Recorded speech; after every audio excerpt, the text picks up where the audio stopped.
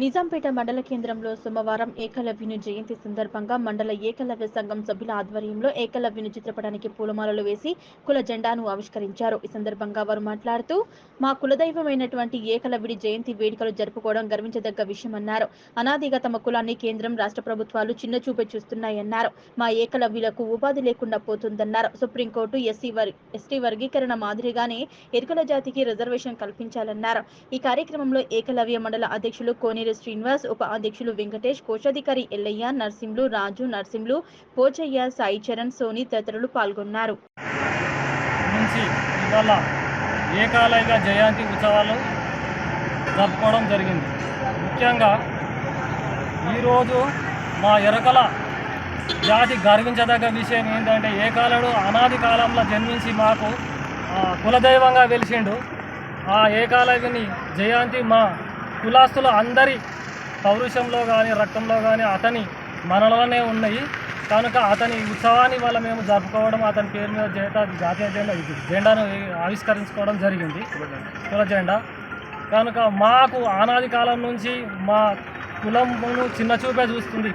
అటు ప్రభుత్వం కానీ, ఇటు ఇతర అగ్రవర్ణ కులాలు కానీ ఆ చిన్న చూపు చూడడం వలన మేము చాలా వెనుకబడి ఉన్నాము. అలా కాకుండా మాకు ప్రత్యేకంగా ఎరకల బడ్జెట్ కేటాయించాలని కోరుచున్నాను ప్రభుత్వాన్ని. కానీ మాకు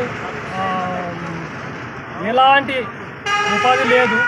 మా కులంలో ఈ ఎస్టీ వర్గీకరణ మొన్న సుప్రీంకోర్టు చేసిన విధంగా మాకు అదేవిధంగా మాకు ప్రత్యేకంగా ఎరకల రిజర్వేషను ప్రభుత్వము చొరవతోటి మా ఎరకల వాళ్ళకు కంపల్సరీ ఆమోదించాలని కోరుచున్నాను. మరియు మొన్న మెదక్లో జరిగిన సాంఘిక బహిష్కరణకు చాలా ఘోరంగా విడ్డూరంగా అనిపించింది. అది చూస్తే సభ్య సమాజమే సిగ్గుచేటుగా అనిపించింది. దానిని నేను మా మండలం నుంచి ఖండిస్తున్నాను. ఇది నీచమైనది. ఇంత దారుణమైన అగ్రవర్ణాలు ఒక సాంఘిక బహిష్కరణ చేయడము ఈ మెదక్ జిల్లాకే సభ్య సమాజానికి తలెత్తుకునే విధంగా లేదు. దాన్ని ఖండిస్తున్నానని మండలం నుంచి నేను ఒకటి హెచ్చరిస్తున్నాను. అలాంటివి వ్యతిరేకతలు ఎక్కడ జరగకుండా చూడాలి.